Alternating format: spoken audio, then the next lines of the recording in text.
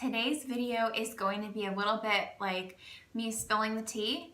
For those of you that don't know what like spilling the tea means, it just means pretty much like saying some gossip, saying some juice.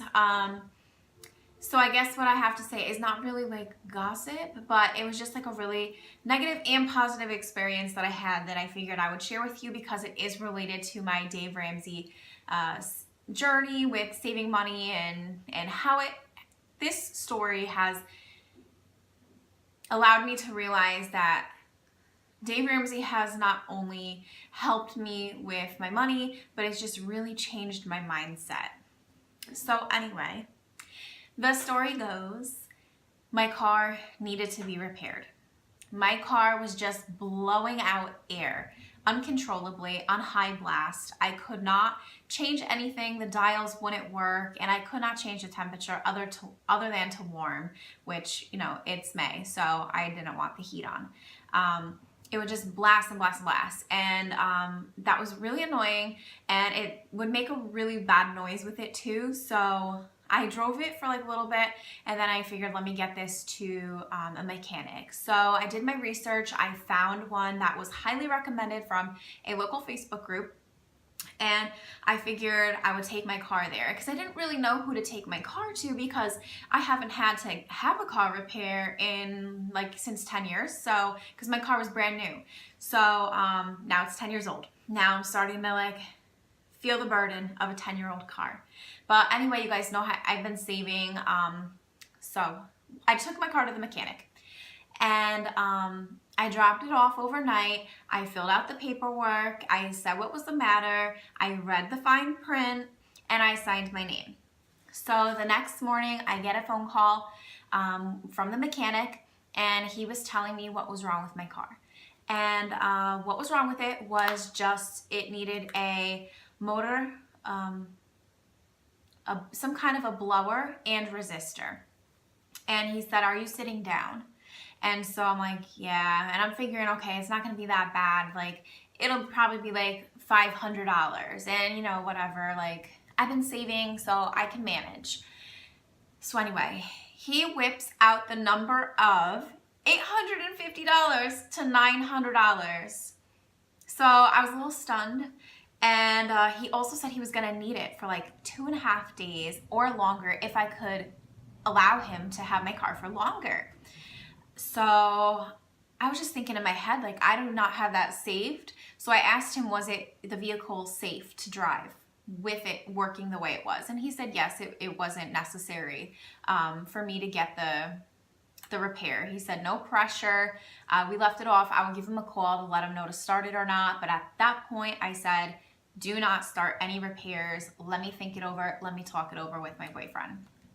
So I tell my boyfriend, and he was like, that seems exceptionally high, because he did a Google research. Now, I know that Google does not have all the answers in the world, but the prices we were seeing on Google were exceptionally lower than $900. So I told him, Google it for my car. I thought, you're messing it up. Let's like take a closer look. So we did. And it was still like relatively low, like much lower. So we figured, you know what? We don't know what this guy is talking about, but especially because one, I don't have the money to fix it. And two, I don't need it necessarily. I'm gonna go pick up my car. So later that day, I go to pick up my car. I go to pick it up, I see an invoice. The guy goes, all right, $95. I said, for what? He said, oh, for the diagnostic fee. I was like, I did not know about a diagnostic fee. So I did have like a little bit of an attitude, and I was like, for hooking it up to the computer, I was like so alarmed. I felt so blindsided. I felt betrayed by the Facebook reviews. I was like, I had no clue about this. Here I was thinking I was making like an educated decision about getting my car repaired or not. And come to find out, I still have a $100 charge. So now let's say $850 is the regular price. Now when I go to get it fixed somewhere else, I already spent $100. Now another $900 to get it actually fixed. That's a $1,000 repair for just some AC. So I was like, no, I'm not paying that. So I just walked out. And years ago, prior to Dave Ramsey, I would have just been punked into it. I would have said, yes, okay, let me give you my credit card. And I would have just paid the amount. One, out of embarrassment, because I wouldn't have wanted anyone to think I didn't have the money. In actuality, I really didn't have the money, but I wouldn't have wanted anyone to know that. Two, I just felt like inadequate, like they know what they're doing, like, and it was just casual, you know, like, oh, put it on the credit card. So in years ago, I would have just, oh, okay, I would have just caved and I would have just, here you go. But now, fast forward to now when I actually have the money. I mean, worst case scenario, if it was an actual emergency, you guys know I got the money because I have it in my emergency savings. But this wasn't an actual emergency. But regardless, I knew I had the money to pay the $100 diagnostic fee. I knew I had the money to get the whole repairs if I needed it. But knowing that I had it gave me a backbone and gave me the ability to make good choices about my money because it exists now. So I'm looking after it. Whereas before I didn't have it anyway, so I wasn't even looking after it in, you know, as responsibly as I am now. And now one thing I do want to point out is that I in no way think that the guy does not deserve to get paid for a service. That's not a question at all. I've talked to people. I found out that that's pretty typical now in the automotive world. I truly had no idea that an initial diagnostic fee would be presented to me. I really didn't know. I get it. They're working. I believe in the trades, in auto mechanics. I believe in it all. The thing that I did not believe in was the fact that I was not told in advance of, one, the fee existing, and two, of the actual price of the fee. So I thought about it overnight and I figured, okay, I'm gonna go back in and I'm gonna just double check my paperwork to see if it was on the paperwork and I just like misread the paper. So I'm gonna go back in the next day. So this time my boyfriend also came with me and we were honestly ready to call the cops. If need be, we didn't want it to get to that point, but that was not honest of their, you know, it wasn't like an honest business model, in my opinion, at least. I really, really felt like it was like robbery. I had no idea. Now I will ask in advance because I know it exists. However, I really do think like if you're going to charge somebody, you need to tell them that there's a charge for your services.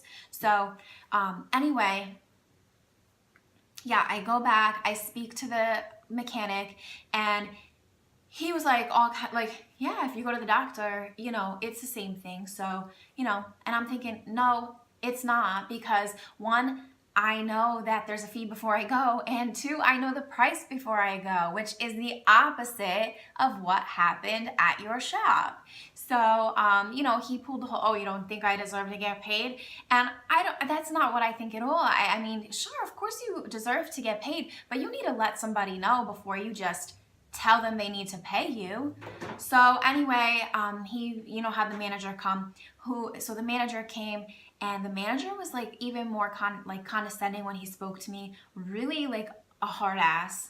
I thought he, you know, here he is, he's a service manager. It will make perfectly good sense that I signed the paperwork. I looked for it. I was diligent. I'm really trying to be honest and genuine. I thought, you know, this would really come across no problem. So, no, the guy was finally, he was like not really being easy to talk to. So finally he's like, well, you know, can we come to some kind of compromise? Now, here we go. Let's backtrack. I forgot to tell you something. The day before, my boyfriend and I said, you know, okay, this does make sense. They did work. You know, maybe we'll compromise, because I truly had no idea, so that was their fault. But at the same time, they did do work. So anyway, that very same day before we went, we called around and got some quotes. Do you know that Firestone was gonna charge me $310 for the same job? That this place was gonna charge me $850 to $900? I mean, we're not talking like a little bit of a discrepancy, like Firestone is going to charge me $800 or $700. We're talking a $600 difference. Are you kidding me? So that even like fueled us more to be like, you guys are really just like not good business people. So anyway, I was speaking to the service supervisor, and my boyfriend was just lingering in the back, not really making it known that he was with me or not. So once the guy started to say, you know, can we come to a compromise? I shut my mouth because I didn't know what to say, truly, because I didn't like their attitude, and I still felt I was right. So anyway, my boyfriend jumped in and he started going off. You know, he got louder than I was, and he was saying, you know, oh, you guys, I was gonna give you the benefit of the doubt, but you know, you guys are charging $900, whereas my buddy, he said his buddy, but in actuality, it was just a business, a real business that's down the street is gonna charge $600 less. I wish that point could have came across, because it wasn't just some Joe Smo in a garage, like unlicensed, no overhead. It was an actual place that was going to charge $600 less. I mean, that's a huge discrepancy. So, you know, he's going off on like, you know, you guys shouldn't have did this. You should give her car back, blah, blah, blah. Immediately, the guy is like, the service manager's like, okay, yeah, you know what I'm going to do? And he starts putting the papers off to the side. He says, give me the keys. He goes and gets my car for my boyfriend. That's not even talking reasonable. Like, the price that they were going to charge me had nothing to do with the fact that their service fee or their diagnostic fee was nowhere in the building for me to see it, was not on the paper that I signed in advance. It was nowhere, no rates, nothing, nowhere. Which is a good, valid point. My boyfriend chimes in, raises his voice a little and starts talking about something else, and you just, oh, okay, I'll go get the keys. So needless to say, we did get my car back. They didn't hold it hostage anymore because it was like gated up in the back of their like auto body section. So I don't know, a couple of things I want to point out about this story that I experienced. So one, I really do think they were speaking to me and trying to trick me in the way that they were, because I'm a woman. And I would hate to say it, but that's pretty much what it looked like was happening. Here I was speaking very reasonably, very calmly. What I was saying made perfect sense. My boyfriend chimes in, starts talking about something totally else and raising his voice a little, and immediately the guy goes to grab the keys. Are you kidding me? And then second, the reason that I think that this is a good fit for my channel is due to the fact that if it was prior to Dave Ramsey, I would have said, okay. And I just would have put it on a credit card and I just would have done it. But the fact is that I have the money now, and I'm not just gonna give it away just because you won't think you're gonna trick me into spending it. No way. You're gonna have to pry it from my hands. So I'm really happy that it turned out the way that it did. Fingers crossed though, because my car is still at Firestone right now. So I'm hoping there's no more surprises, but even so, I can't imagine that it's a $600 surprise. So I don't know. I just figured it was a good fit for my channel. I hope you guys don't experience things like this. And this is just another good reminder to ask questions and get different quotes. You might not know how much you're actually overspending. So anyway, thank you for staying with me throughout that whole video, you know, the whole long story time, and I'll see you in the next video.